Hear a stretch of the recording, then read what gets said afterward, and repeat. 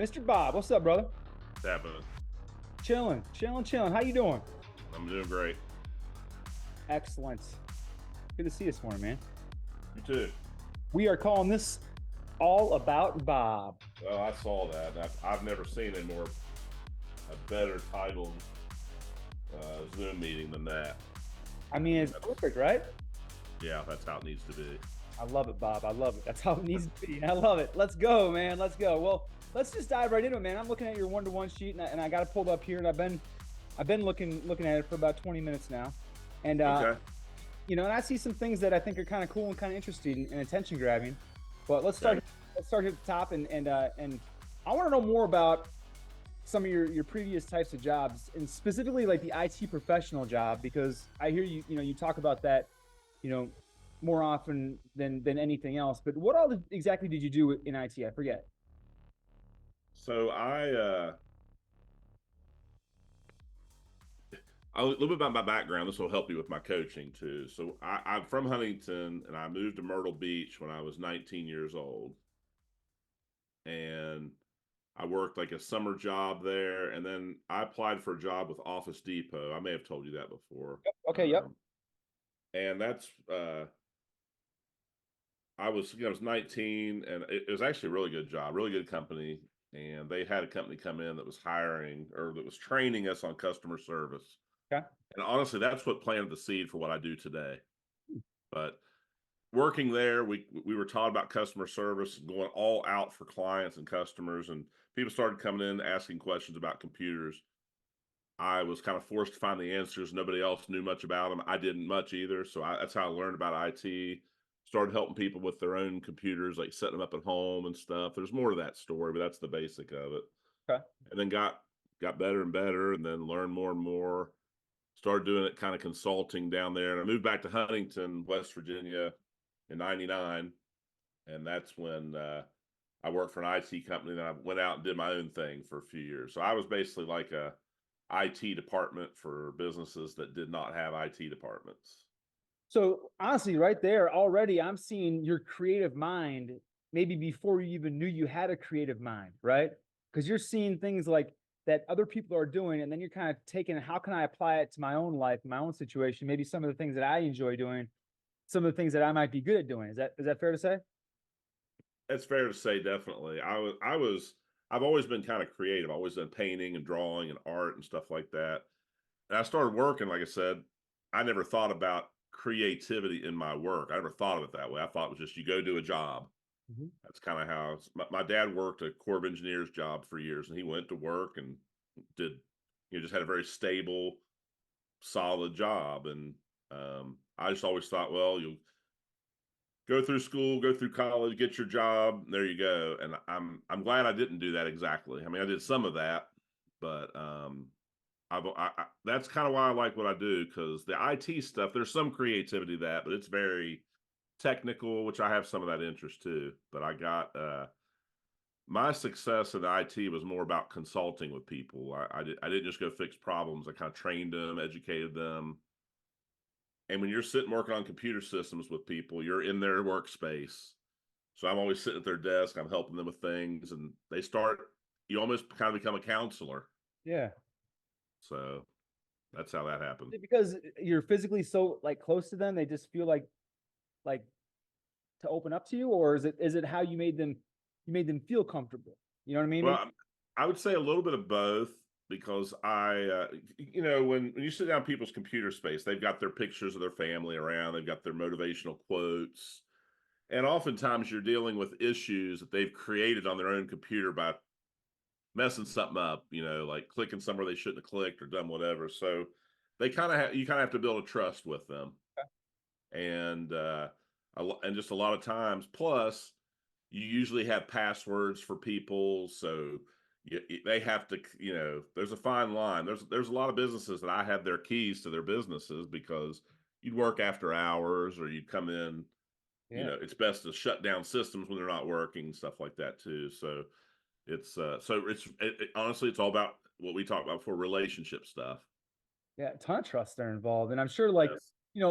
when you're working on computers, there's a lot of downtime, right? Like you got to reboot something that takes minutes. You're both, Exactly. so like That's exactly it. got a small talk about something. So let me look at this saying on the wall. Like, oh, I like that saying, or let me, oh, is that your son or your daughter? So I can see where that would if you're able to, and I know you're good with people, so like you're able to make it like smooth and not awkward.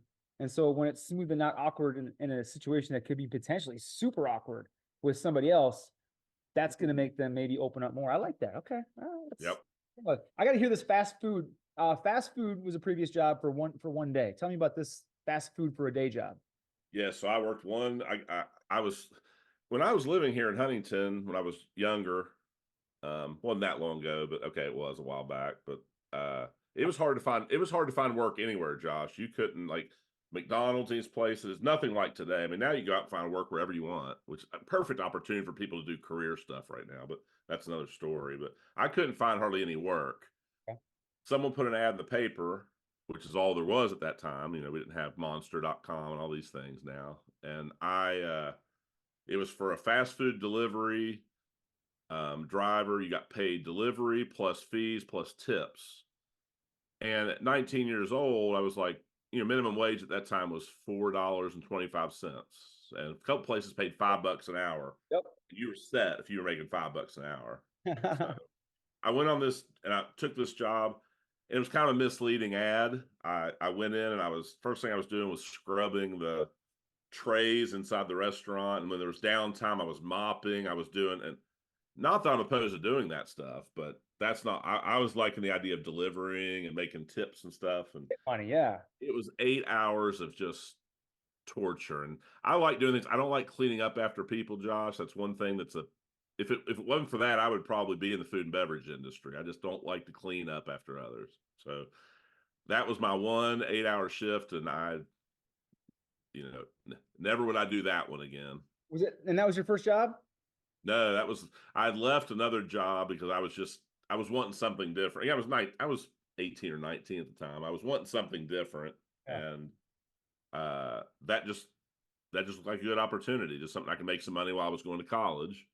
Hey, And at least but the thing about it is when that one day was bad, the next day I said to myself, I'm making a major decision. And that's when I planned to pack and move to the beach. That's what I did like a couple weeks later. you know what? You committed to it, man. You Yep.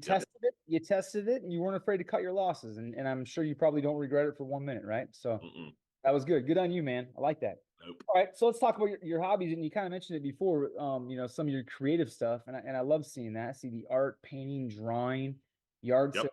That's all to me. That's live music. They all kind of go hand in hand, and then sports collecting too. So I know that you like a lot of creative stuff and sports, it seems. Yep. And both. So, and I do a lot of trainings on this, on like the right brain, left brain concept and everything. And there's a whole lot of science to that. That's not my point to get into that, but I was always what is on paper a right brain person. Like I'm much more into vision, leadership, that kind of thing. Left brain is more management, statistics, numbers, rules, that kind of stuff, which I embrace that stuff, but I'm much more drawn to the creative side of things. So I've always loved painting and drawing. I did it when I was really young. And then when sports kind of came along, it wasn't very cool to do painting and drawing as a teenage boy. So I purposely abandoned it.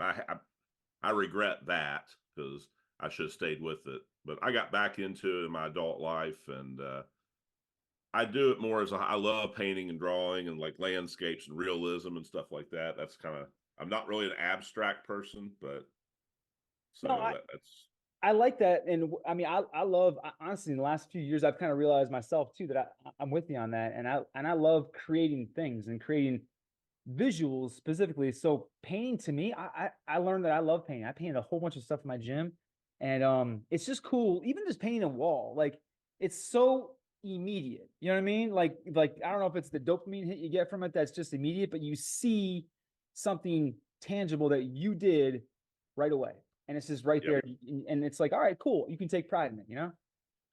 Well, and like I said, I'm a sensory person, and painting appeals to all of it because visual, there's the tactile feel, the brushes. Generally, you can smell the paints.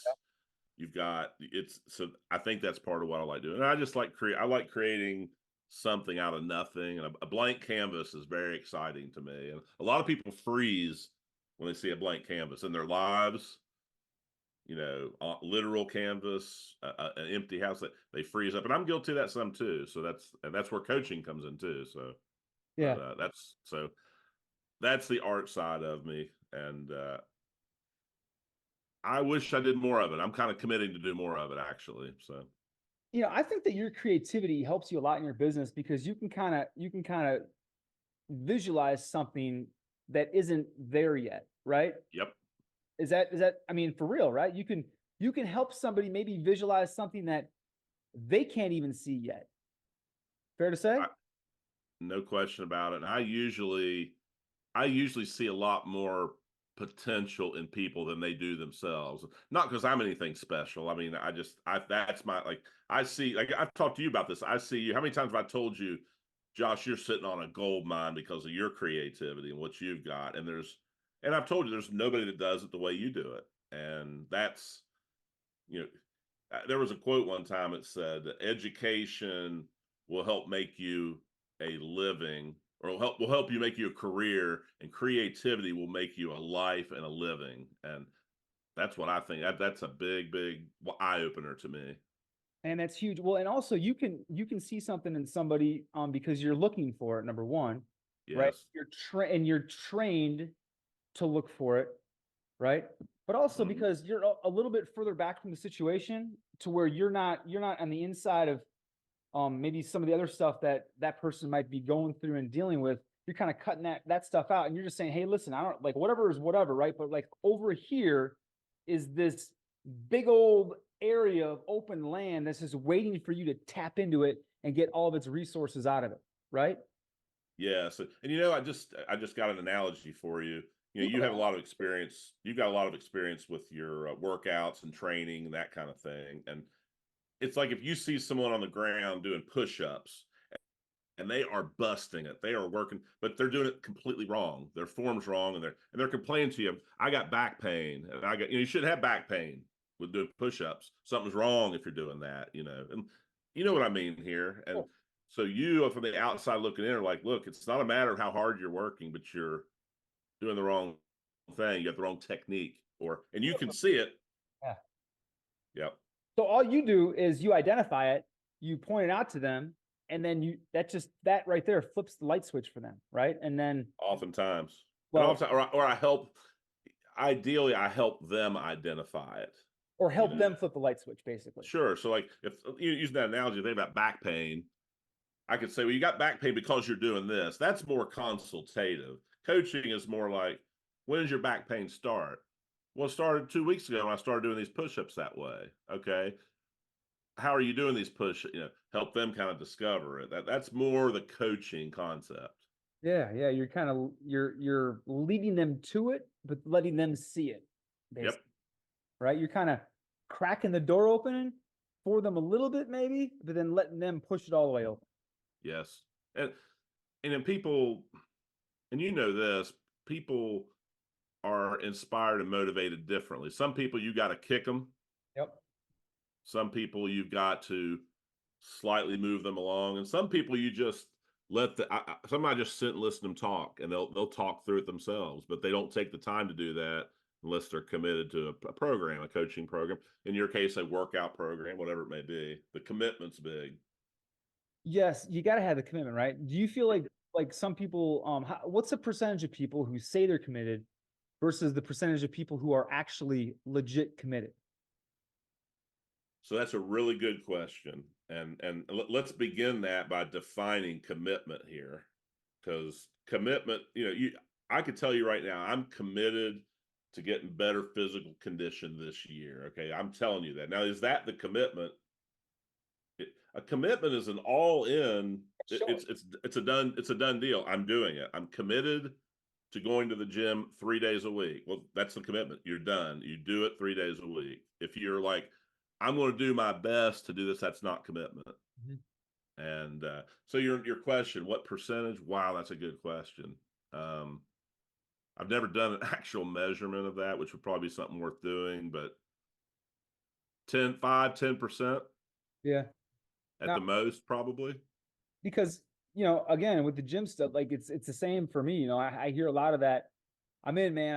I'm committed. And then like they might be for a week, or and then you know, not everybody's, and different people last different lengths, right? Yes.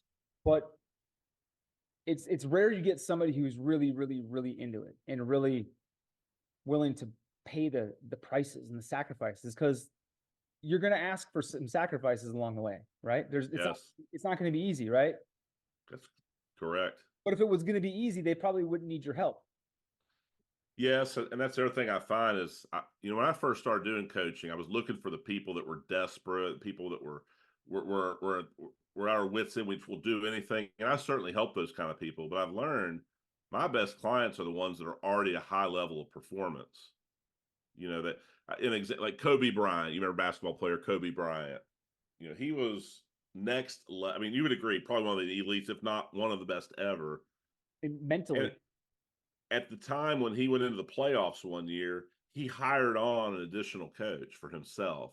I don't remember if it was a shooting coach or it was some other. In fact, I think he had multiple ones. I'm like, Kobe, of all people, doesn't need a coach. Well, it's not a need; it's a desire. It's like, I'm wanting to take myself to that next level. So when you get those kind of people, those are special kind of clients, because they then challenge me. They put me to a much higher standard, and it's fun. And that's the hard fun work. It's the workout people that you work out with that are wanting. I want 5 extra reps. They're telling you what they want. Those are the good ones. You Oh, know. yeah, for sure. And yeah, they make you excited to go work out with them. You know, like Mm-hmm. they attract their energy. It's an energy thing, right? Their energy attracts others and brings them in, which is probably a big reason why they've been successful, whatever business they're in, right? Yes, it is. Yep. All right, I agree. so bowling, obviously, bowling is a huge thing for you. What is it about bowling that you just love? Um, another long story short, which is not my strength, by the way, is making long stories short. But my dad was an exceptional bowler. When he was young, he actually had an opportunity to go pro, and but I didn't really bowl when I was. I mean, he taught me how to bowl when I was little, but I didn't start bowling until I was down in South Carolina, just by chance. It really wasn't because of him. I mean, obviously he inspired me by how good he was, how much he was dedicated to it. But I got into a league down there, and if I am, and the coach, one of the coaches I work with tells me I need to be okay with not being great at everything. I always want to be the best. For sure. I don't like to do things if I'm terrible at it. I don't know if you're like that or not, but It's not a lot of fun usually, right? It's more fun. and she would challenge me and say, "Well, it is fun." But anyway, Yeah. I started practicing and started learning, and I just it's competitive, but still kind of social and fun. And I've been bowling leagues for years, since not the whole time, but probably since 2000s, and I just I enjoy it. It's timeless. Hopefully I'll be bowling until I'm 80, 90 years old, if God God willing. I hope I can. So that's that.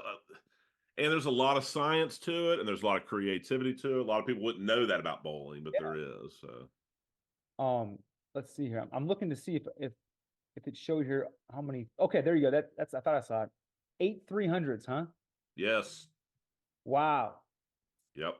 And now the 300 is becoming less of a amazing thing. It's still. I mean, I'm not putting down the accomplishment, but they're happening a lot more these days.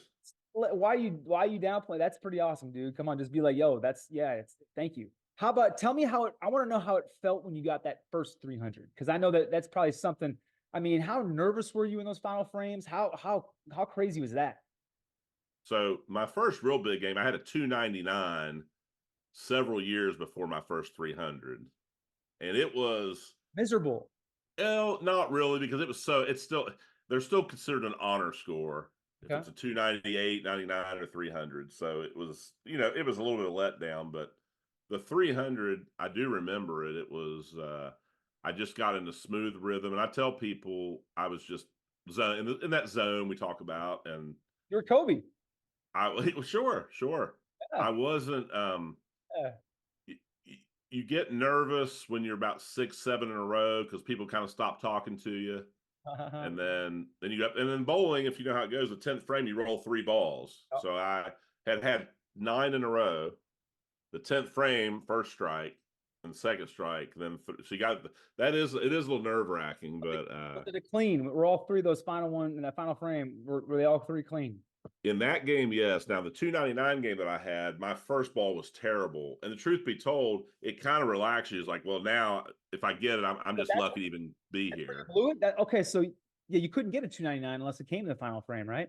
Correct. I went all the way to the final frame. Everything, but there was one pin standing at the end. It's not normally a pin I leave either. It was just it was in there. It was a good ball. It just didn't fall. So Man, that's cool though. That's pretty awesome. That is pretty yeah. awesome. All right, so let's go back and scroll back a little bit here. Um, yeah, the writing, the reading, I know that about you from some of the stuff we've already done. Here's what I love, and this is really planting a seed in my head already, is your burning desire to write a series of books and travel the world speaking. Yep. Bob, let's put something out there to the world, right? How about Yes. how about you and me together travel the world doing cool stuff, speaking and making videos about speaking and making other cool videos about the places we go. I love that. And can you know, that's another thing I've learned too is you know, travel the world speaking about it is kind of a end outcome goal, but the process of if we did something like that, Josh, imagine the people we'd meet, the stories we'd tell, the arguments you and I would have. I mean, the great stuff. There's good stuff that happens when you do, Man. you know. Well, how do we make that happen?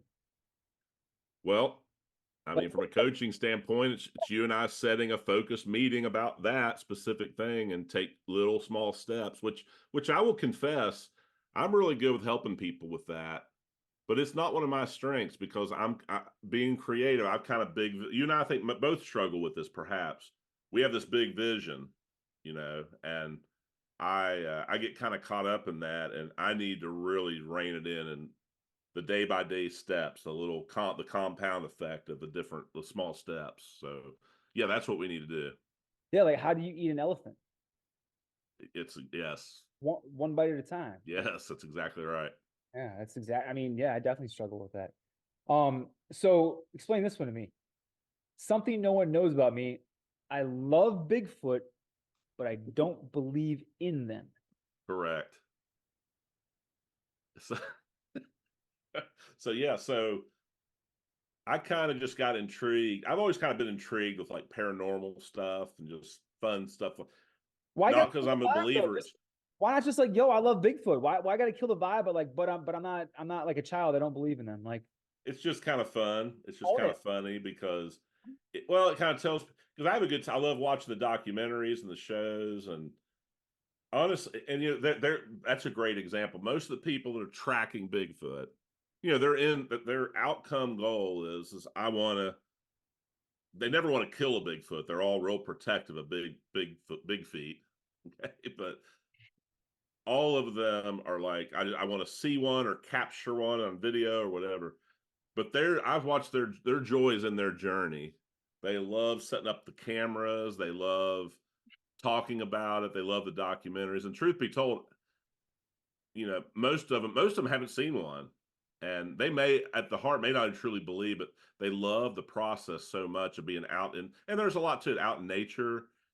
And a lot of times they're in darkness and they're hearing and smelling and sensing things. So it's fun. Yep. Hold on. There are people like real grown adults in this world that actually believe that there is such thing as Bigfoot, big feet running around out there in the woods out in Seattle with Harry and the Hendersons. There are people in Charleston in Kanawha County that have said they've seen them, adults, and and normal adults, not, you know, they have cameras set, they have trail cams set up. They have groups called, like, one of them's called the BFRO, which is Bigfoot Research Organization. I think that's what it stands for. But I'm you watch some of these documentaries, they're fun. They're fun to watch, and the Bigfoot concept's fun. You uh, know, there's a Bigfoot museum in West Virginia. I've not been to that, but didn't you? But okay, so Harry and the Hendersons is about all I know about Bigfoot, right? okay, yep, Remember that movie from back in the day, right? I do. Yep. That is that what got you into Bigfoot? Nope, I didn't see that movie till few years back. And I won't say I'm into Bigfoot. That's a little extreme. I just enjoy, but I'll tell you, like if a new, I love Bigfoot is your quote there, but that's not, I'm into Bigfoot. yes. Uh, Well, it's the whole, it's the whole energy around it. The whole, it's entertaining. I got it. I got it. All right. So let's look at some of these goals here. So goals are these for 2024? These are probably that one I sent you is I need to update. It's probably about year and a half old on some of those notes. So Well, then this is a good opportunity to see how far we've gotten on these goals, right? sure, So sure. business coach throughout the country, not just regionally. Can we check the box on that yet? Um, Not completely. I do have some out of the region clients that I work with, and the remote Zoom things allowed that to happen. So I've talked with a few. I don't have a lot of clients outside the region right now. That is, so we're chiseling away at that goal, not reached. Okay. How about coached at least 3 professional athletes? That's definitely not reached. That's a big one. That's one of those. The reason is I love sports. You know, I've talked about that, and I can give kind of a different perspective and kind of just be an additional. And a lot of times, athletes are business owners too. Either that they themselves are the business, you know, like Bob Theuring Inc. or whatever. A lot of them are like that, and then a lot of them do side businesses for their. Because a lot of professional athletes' careers are over in their 30s. Sure. So I feel like once you get one pro athlete, the rest will follow. You know what I mean? Like that's exactly right. that first one. I would love to have a golfer. I don't have that written down, but I would love to have a golfer as Such a a client. Yeah, that's a good one. Highest BNI, thank you for close of business in the entire state. How Nowhere near that one, and that's a big goal. That's and then another outcome goal. I can't fully control that, but I can only get there by referring at a high level. And there's a person up in Morgantown that one that's in North just sounds like 10 million or something, right? well, this one person is in multi-million, and their their reputation is they're committed. We talked about commitment, Yep. and you and I both say there's probably times that we're a little weak on our BNI commitment. We get busy. We got because BNI is an easy one to put to the back burner, but that's kind of unacceptable. We No, need to work on that. I'm not calling you out on that. I'm saying just no, we as BNI members. So, no, I wouldn't argue that. yeah. $5,000 speaking engagement. We hit that number yet? Came close to one. Haven't got that number for one, but I've come close. Okay. So that one's still out there. That's going to be a pretty big. That's a pretty large one, probably for a national type company or a bigger company, but not necessarily. Yeah, no doubt. We got 10 minutes here, by the way. Just got the notice. Okay. We're good. So my own radio/podcast show. Yes, How are we doing that? I don't have that, Josh, but that's always I've done some radio work, um, doing some hosting for a couple local radio shows. And I have done my own podcast where I'm the MC with other people, but I really would love to have one kind of based on self-development, coaching, life, that kind of thing. That's what I would really love to have that. That's I want that to be in the works. Well, that's a real easy one. Do it. It is. All you have to do is do it. You don't have to like wait on somebody else for that opportunity. You can make that one. That's one you can control, right? Yes, it is. There's some things I'd like to have in place, like people to work with and stuff like that, including you, and some things like that. So I'll be on. it's just kind of been back burner. Yeah, I got But you. yes, For sure. I understand. So narrate multiple audiobooks. Man, yeah, that'd be awesome. You'd be great at that. well, thank you. I thought it would be a fun little side thing to do, and it's Looked into that. How does what's the process on that? Like, you just send some samples into somebody or what? yes. Sometimes they'll be out looking for people to do it. I have not had any. Now I haven't aggressively pursued this, but you can also send them into the audio publishing companies and express interest and that kind of thing. And honestly, that's part of the process. One of the process goals I need to put in place with this is to reach out to a few and see what all I can do with them because I haven't done much of that. So I've done recording, but not for authors. So You tell me that I'm sitting on a gold mine, Bob. You're sitting on a gold mine, man. I right? don't disagree. I don't disagree, and not from an arrogant standpoint. We all are. God gives us all these gifts, For and sure. we sit back and we play on our phones and we do this and we do that, and not that there's anything inherently wrong with that, Josh. It's just we're missing. I, I'm well aware of that, and everybody I talk to, all my clients, that's what I try to instill in them. Like honestly, so all you needed is a break on is to make a break on reading books, right? And that's just Sure. all that is just you reading out loud in front of a microphone using your voice, which was given to you by God, and that could change your life. Yes. That's, Yes. I mean, like it's different for me to be like, oh yeah, like Joey down the street should go do it, but like he has a voice like me, or he doesn't have a great, like you got an amazing voice, man. Like that's a gift. Like let's try and capitalize on that gift that was given to you by God, right? I, I, amen. I mean, you're Whatever I saying, can, all I'm saying is whatever I can do to help. I'm gonna start thinking about that and like, what, okay. gosh, it can't be that hard, right?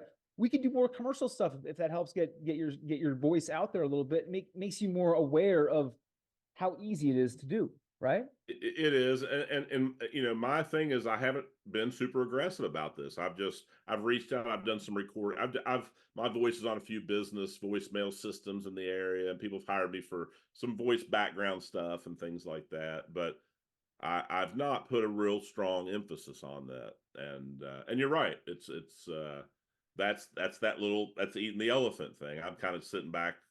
By the way, I'm not sitting back waiting on the big break for that. That's not what I'm doing. I've got my business practice and everything. It's just Yeah. these are um, little things that I'm telling you that, and this is what my coach helps me with. So it's helped me take these little steps and make these, and that's a commitment issue too. I'm obvious, truth be told, I'm not committed enough. There's your answer, Josh. I'm not committed enough. Well, and as a client, as someone, if I'm hearing this, like that makes you more relatable, right? And to me, that's not you putting yourself out there like that and make yourself a little vulnerable makes me more willing to make myself more vulnerable and take a look at myself and help, and that would then help me. So I think that's not always a bad thing. Just I, as long as you're cool with like talking about it, and you are, so that's great. I agree, and I've had that struggle before. It's like when I'm coaching people, I'm coaching people, but I'm not operating at the highest level. Well, I'm transparent with that. Number one, and number two, it also inspires me. Like we got this this call. I'm going to recap this stuff, and it's like it's a little kick in the behind to pick it up a little bit. And sometimes that's all that people need, Right, for sure. including me.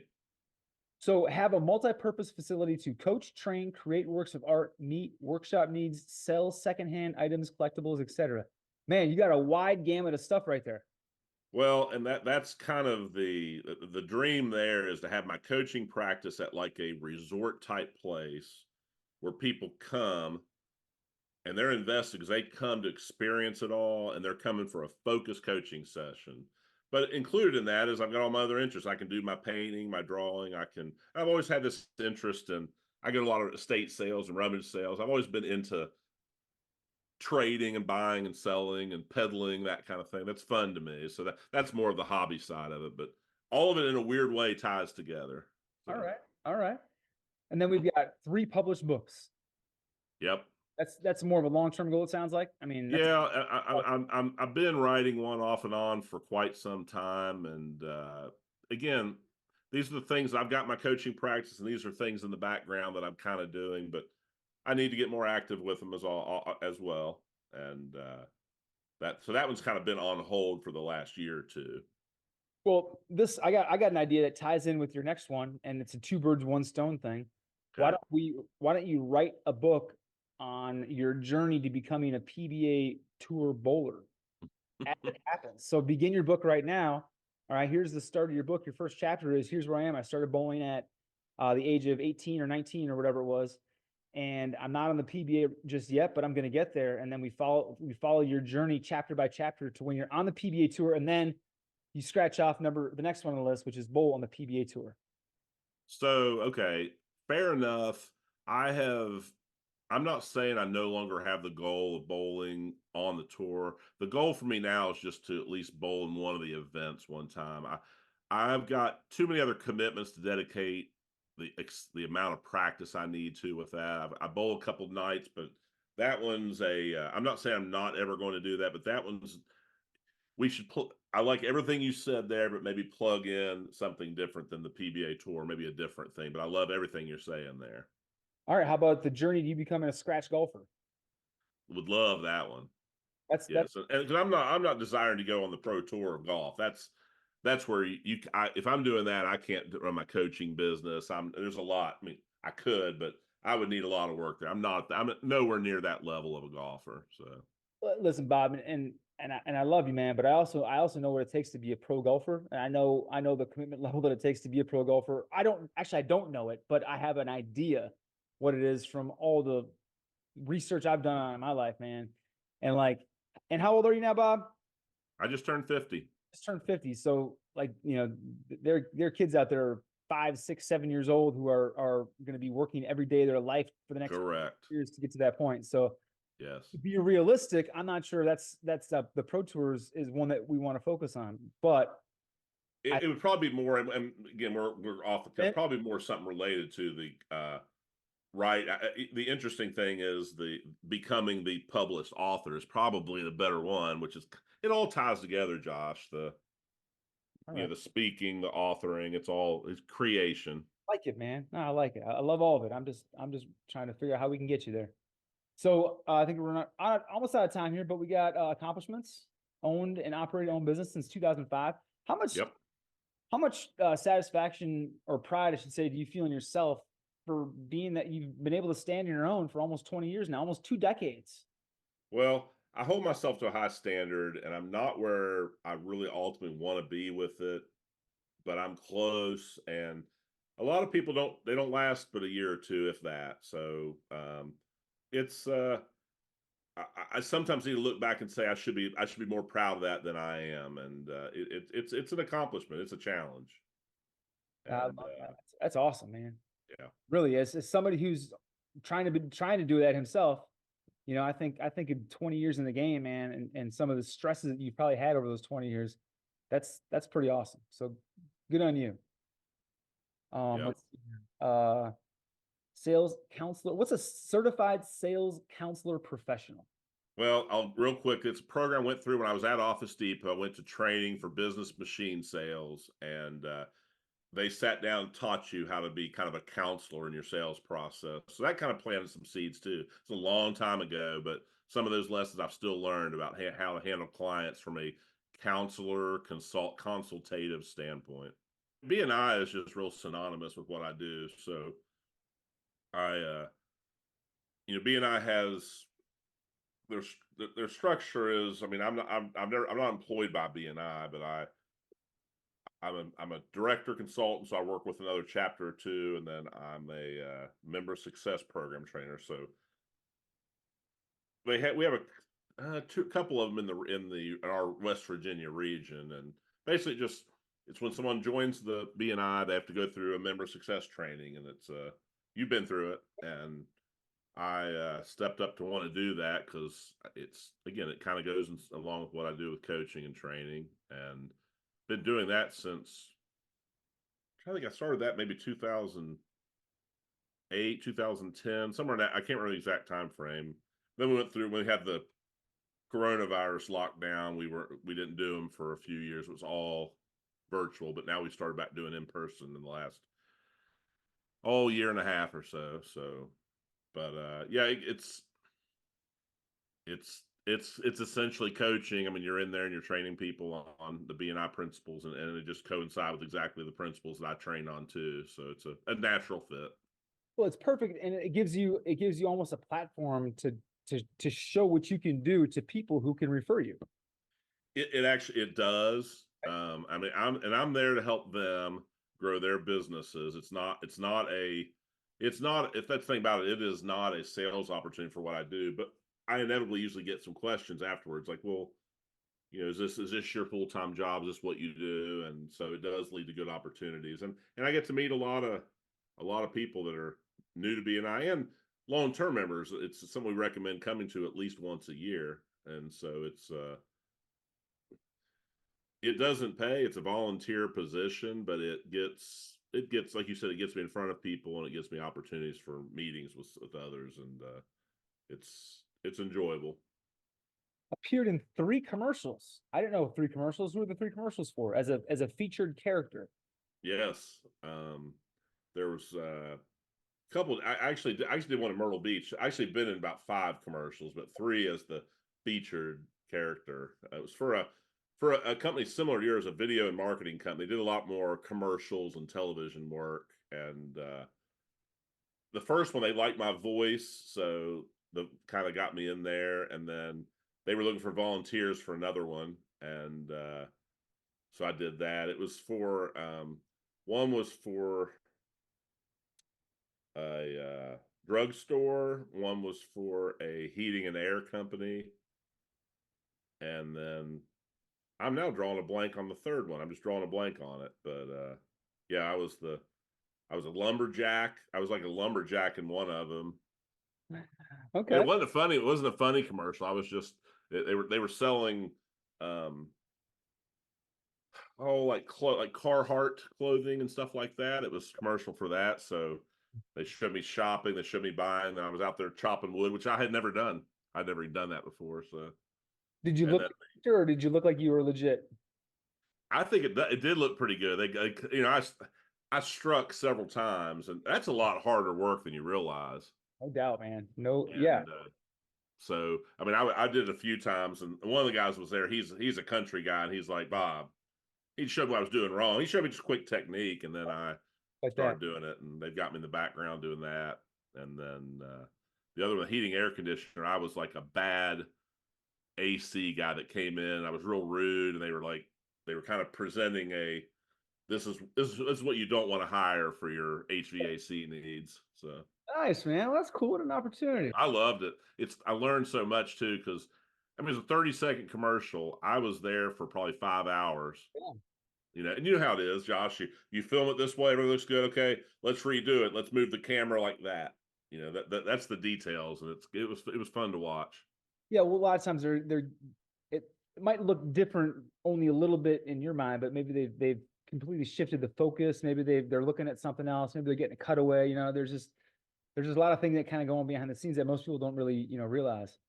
When they filmed the "We Are Marshall" movie in Huntington, there was a couple of things where they talked about some of the behind the scenes. They filmed at a cemetery kind of close to where I lived at the time, and and that's exactly what they did. That they would do the whole scene, and then they would notice, like, way off in the distance there might be a person walking. You and I wouldn't. Well, you might see it, but most people wouldn't even see it. But they might be walking, and the clothing they were wearing is like modern clothing as opposed to clothing from the Yep. 60s and 70s. Just all those little details. It's fascinating to watch. Yeah, and think about I'll catch an Easter egg every once in a while in a movie from that I've watched 100 times, and all of a sudden I'll see something in the background that, like, sometimes they place things in the background like as an Easter egg, right? Other times Yes. otherwise they just make mistakes, and maybe it's just they didn't feel like it was worth doing a whole reshoot because they didn't catch it right away in the time, so they just had to go with it. But it's really, Yes. to me, it's kind of fascinating. I think it's kind of cool to see that even Hollywood would make mistakes like that sometimes. Yes. It's kind of Yes. all right. So interests, we've got golf and bowling, obviously tennis too, baseball, and then paint, drawing. Here's what I like. This is how I know we can be friends, Bob. Okay. Blackjack. Oh yes. Let's go. I love. And I go to the casino a couple times a year, so I'm not a but I love gambling. And what I mean by that is I love taking risks. I love that kind of stuff. And honestly, blackjack, so you sit down at a blackjack table, I'm not putting big money out there. I rarely win big or lose big, but you kind of develop this relationship at the table. It's kind of it's a team game, and Yeah. I'm not a traditional player. I'm kind of an instinct and gut player, which sometimes irritates people. Yeah. Yeah. Some people play. I mean, there's books on this is what you do every time, and I'm not always by the book. Oh, So so you catch hell. yeah, but I'm not bad. I'm not always against the book, but You're not afraid to take a chance and play no. the And, rule.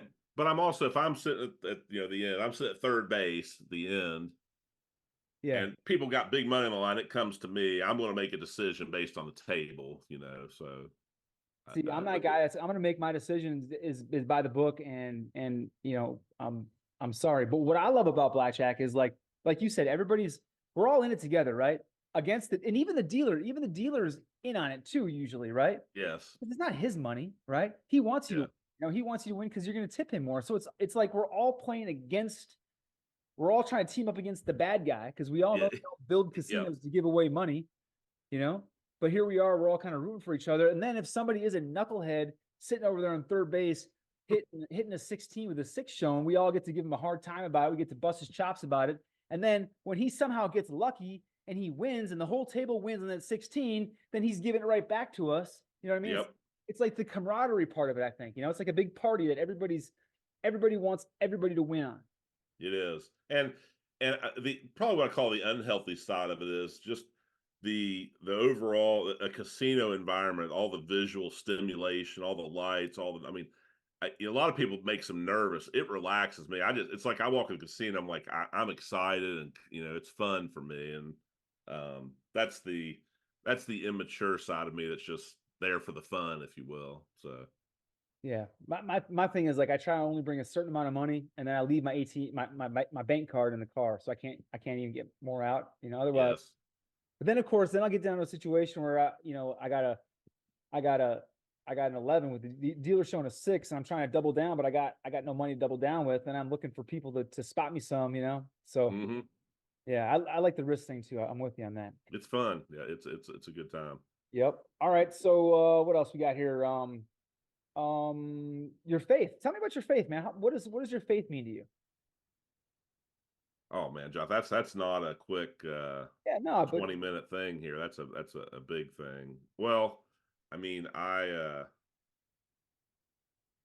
was raised in a very faith-based family. My mom and dad both very faithful. I as I went through the teenage years. It's just like the only in fact, I'll give you an example. I moved to Myrtle Beach, and one of the best things is I was like, I don't have to go to church now. I'm free. I'm kind of, and my parents weren't like mean about it, but it was just expected that that's you do every Sunday. And I didn't get crazy, but I got away from my good ways when I was down there for a while, and I kind of stumbled back into church. There was a Catholic church not too far from. I'm Catholic, by the way, so there's a Catholic church not too far from me. And one day I was like, I'm gonna pop in there every once in a while. So I popped in, and the homily or the sermon that the priest was talking about. I'll tell you the example, Josh. It was like daggers. It was like he was hitting me with everything I was doing wrong, and he didn't know me. And I walked out there like, wow, I need. It could have turned me away, but I took it as an opportunity. Like that's a wake up call. yeah, So then I made myself a commitment, and I tried to commit myself to go 21 straight Sundays. And once I did that, I mean, I went for years. I didn't miss a Sunday for ages. And then more importantly, I started learning more about my faith. So when people started asking me questions, because there's a lot of people who have questions who aren't Catholic hmm or aren't Christian, and I got to where I could answer it. And when people ask stuff that I didn't know the answer, I went and learned. Kind of similar to the way I did with the IT stuff. I just because the Catholic faith is very deep. There's a lot to it, and people might ask you, "Why do you think this or believe this?" And most of the time, I knew the answer. Every once in a while, I'd be like, "I need to learn more about that." And so I've always had faith, and the thing that I'm working on day by day is trust. I have faith, but sometimes I don't trust God enough, and that's where I need to get better. That's one of my biggies. Hmm. So I I like that, man. I could go really deep with all that, but that kind of gives you a basic summary. Sure, man. Well, that's good to know because I didn't really know all that. That's awesome. Well, and the question comes up with me is, do I coach based on that? And I coach based on Christian principles, most definitely. I coach people who are Christian, aren't. So that's not the basis of mine, but a lot of people bring that stuff to the table because people struggle with it. I struggle with it. I'm sure you struggle with it. We all do at times. And a lot of people aren't willing to talk about it. That's the thing about coaching is we will dive into whatever we need to dive into. And so it's a very important part of what I do. No doubt, man. No doubt. Storytelling's a big skill of yours. That's clear. Love the storytelling stuff. So But let's get your contact sphere now. Your okay, contact sphere. We'll start with your top 10 here. Okay. okay, Got HR departments, yes, counselors, food and yep. beverage. You know, when I look at this, I'm thinking kind of like almost like we talked about with mine. We're very similar, and it's hard to just pick one. It's like, well, who can't benefit from what you do, right?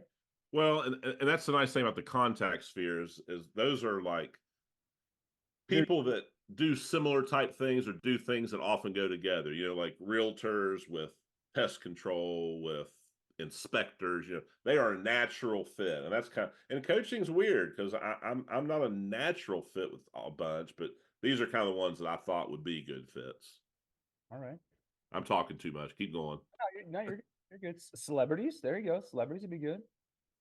I mean, I feel like I know a guy that you could probably help quite a bit. Uh, I don't know if you call him. He's like a loose celebrity, but Okay. uh, Well, why is that on there? I think a lot of celebrities get lost and and in a weird way, they're kind of lonely at times because they don't have deep relationships where they can sit and talk about and if you're a celebrity, you're probably dealing with ethics a lot and moral issues and stuff. And I'm not saying I can make a difference. They're the ones that make the difference, but I can open up conversations with them that they may not be able to get elsewhere. yeah, A lot of their conversations are probably shallow things, not because of them, just because of their status. So So I'm looking at temp agency. I kind of skipped ahead to your okay. top three, and temp agency jumps out at me right away. So tell me why a temp agency would be in your top three. Because temp agencies are generally working with places that are growing. They're generally working with places that are having trouble finding staff or they're looking for certain staff, but they're intentional. They're looking for I need people to do this, this, and this, and they a lot of times they might be franchise owners that are looking to grow their labor or grow their staff. And temp honestly, temp agencies should be one of my best referral sources. They often aren't because we're in a time now where people are just desperate for people. I'm just looking for anybody I just need 5 people to Yeah, work in the field or whatever. And the thing about it is that desperation is why coaching could really help them. for sure. So that's why. So they're kind of right in my wheelhouse, really. So do you do anything with United Talent? You know Sierra, right? I do know her. We've met once, and we had a really good meeting, good conversation, and I know several temp agencies, and we talk and that kind of thing. But in my defense, or in their defense, I've probably not given them enough to have me on their front of their minds, when they're working with these people. So, but yeah, the temp agencies are So Sierra's boss is a good friend of mine, Matt Parker, and yeah. and they actually hired me to go to Georgia last year to film some I stuff. remember you talking. Yeah, I remember that. But yeah, so Matt's the CEO of United Talent, right? And he just worked out with me yesterday. So he'll be back tomorrow. I don't know, like what if there's something we could arrange with him sometime. I'd be happy to try and facilitate that. I don't know. Well, I don't know his flexibility, but I would love like 3 of us do like go out to a lunch or something like that and just talk. Yeah, The name of my game. I mean the key to my business is just sitting down with conversations with people yeah, because if you tell him, hey Matt or hey John, I got a business coach would like to meet with you. They're not going to be super drawn to that unless they've got that specific need in their head. They're probably going to be like, they may or may not be interested. He's probably a good guy, so he'd probably do the meeting. But a lot of it is just allow me to get the message of where my heart is with it. So trying to think. Yeah, I would agree, and I'm trying to think of how I could orchestrate it to where it wouldn't be tacky or cheesy, and it would be kind of like seamless, like just a couple of dudes just hanging out. You know what I mean? Like meeting up, and oh yeah, by the way, this is Bob. He does business coaching and stuff like that, and then kind of see if anything develops off that. Right? I don't know. yeah, and I tell you, a thought would be is tell me about some of the stuff you're doing. By the way, I did this today. He obviously probably knows a little bit about BNI. probably, and truth be told, I bet he's not getting the results out of BNI he really wants. I'll bet, because temp agencies, they tend to be busy and they may not dedicate. Now, Sierra's pretty active, so I think she does a pretty good job with her chapter. I don't know that, I haven't talked to her enough, but she probably does pretty well because she schedules a lot of meetings and such. But for him, what would be a good thing is to say, the guy Bob, he's kind of a mentor and does coaching and training, and he's real fanatical about like customer service. And I thought of you, Matt. Is that his name, Matt? Is that what you said? I thought of you, Matt. I said, you work with a lot of businesses that might be hiring people and need help with their providing the customer experience and that kind of thing. And he's just looking to not meet with him, but meet with people who have that kind of passion. Oh, okay. All That right. might be a way to open the door. I mean, Yeah. you never know. Or I could just call him some mean names and threaten his safety the next time we work out or something like that, and make him do a meeting with you. That might, and then from there you just let your light shine. You handle it, right? Well, I'll tell you one thing you could ask is does he hire much for in the hospitality or food and beverage industry? He may not. I don't know. But if he does, you could say, I met with Bob, and he's always wanted to kind of penetrate that industry because he's real fanatical about like customer service, and he's never really I've not been real successful in that arena, Yeah. and a lot of people just he may not even hire in those industries, but he may. Yeah. I don't know. So I should hopefully. it'd be interesting to find the industries he hires the most for, that he fills the most for. Yeah, I can look into that. So last 10 customers, a Yep. bookkeeper, cleans, Yep.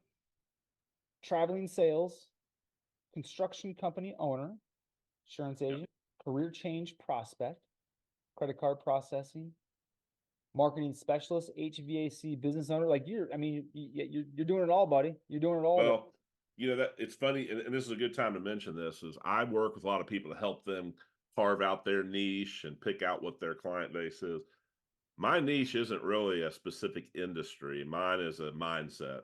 Mine is someone who wants change, is into self-development. So the industry is not, I'm not looking, and it's a funny thing, especially in BNI, I train people, get down to specific business and industry. The industry and business isn't the specific for me. It's the type of person. It's the mindset. It's the psychographic is a term we use a lot. Not demographic, but the psychographic. Someone who is into self-development,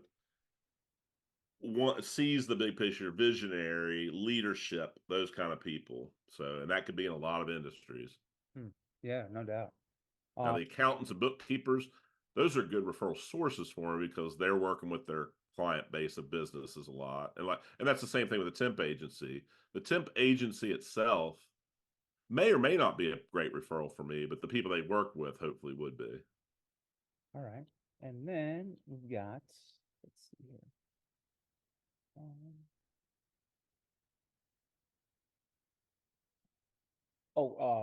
Space here about referrals. So bad referrals, people who are in debt. Mhm. Why are people who are in debt bad referrals? Because they're just like, they're in survival mode, almost like. Well, and it's probably not fair to call it a bad referral because I have clients who have debt issues. So I'm talking about people who are just like they're looking for someone to help them get out of debt as their main focus, for example. I've got plenty of clients with debt issues. That's not it. But those kind of people, They're not in the right headspace. well, they aren't, and they might need a different kind of coach. I'm not a financial advisor. That's probably the better way to say it. Can I help people with their some of their budgets and stuff? Certainly I can, but I'm not the guy to go to about where to put their money, and I can make decisions, or I'm sorry, help them make decisions about debt and such, but those aren't always my best referrals. A lot of times they're so desperate I ask a lot of clients to kind of slow down and focus, and they are scattered sometimes, so that can be a challenge. Okay. And then comfortable, obviously, people who don't want your help can't help somebody if they don't want to help themselves, right? Yes, yes, And if you're comfortable, you're not looking to change. yes. happy with your routine, entitled mindsets. Yeah, you can't talk to somebody who's entitled, right? You can't give them advice. No, they're going to be, and a lot of it is an ego thing. A lot of it is, you could easily tell me, well, you're a bad example. I know a little bit about video, but a lot of clients are like, what do you know about, let's use HVAC. What do you know about the HVAC industry? Well, I know a little bit, but I'm not an expert in that field. Then how in the world could you help me? See, that mindset's not that great. It's actually sometimes the less I know about it, the more effective I can be, because I don't buy into the excuses. Yeah, Like, well, if you only understood how this industry works, well, it doesn't matter. We're here to solve it, yeah, So yeah. No, that makes total sense. Let's see here. People. Allen Iverson type personality. Shots fired on Allen Iverson. Practice? Man, we talking about practice? Well, and again, that's I, I, Like a selfish mentality almost, right? well, and I remember I was talking with Avon in our chapter who has some professional athletic background. So I kind of was using him. I was kind of using those as examples for him because by the way, I don't know Alan at all, and he may be the most coachable guy out there. But someone who says, I don't need practice, that's kind of what I mean. Then they're probably not a good fit for me if they don't want to practice. Yeah, nah, I think that you're right with that. It's just it's a funny soundbite. He might, he's obviously a gamer, and he played hard. That's Yeah. really, nobody played harder than Allen Iverson. So, I'm not gonna sit here and take shots at him. So, Allen, Yep. I apologize. Just playing. Good referrals, game changer. Well, yeah, it sounds like a game changer might be a good referral, but explain to me what is a game changer to you and why they would be a good referral. Again, it's a mindset thing, a game changer.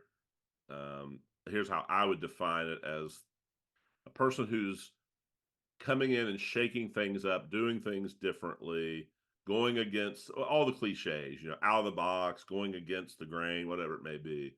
They are looking to be, they buy a franchise and they're like, I don't want to just make it. I want to be the number one franchise in the country or the region or the city or what, depending on what it is. A game changer mindset that's, like when a team gets a new player and they're coming in, it's going to change. It's going to change the whole city, those kind of things. So game changers is what I mean by that. People who are not afraid to think big. Yep. And dream big. Yep. And yes. go after it. Right. Yep. And then see, they're going to go for it. They're not guaranteeing they're going to get, but they're going to go for it and see where the chips fall. Right. Exactly right. The Kobe Bryant mentality, personality, all of it, man. I believe we are at the end there, my friend. Excellent. You got through it all. Helpful? Just helpful to you at all? Extremely helpful, man. Extremely helpful. I got a lot of good, useful knowledge. Well, if you notice one thing you did at the beginning of this thing, you said, all right, well, let's get to it. And we dove right in.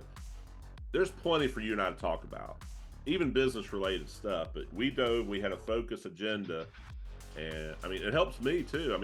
I'm now like, I got to go out and do some editing of that. I got to update some of the things. They're still fairly accurate, but there's some things in there, and I need updates, and you and I need to consistently have these meetings too, because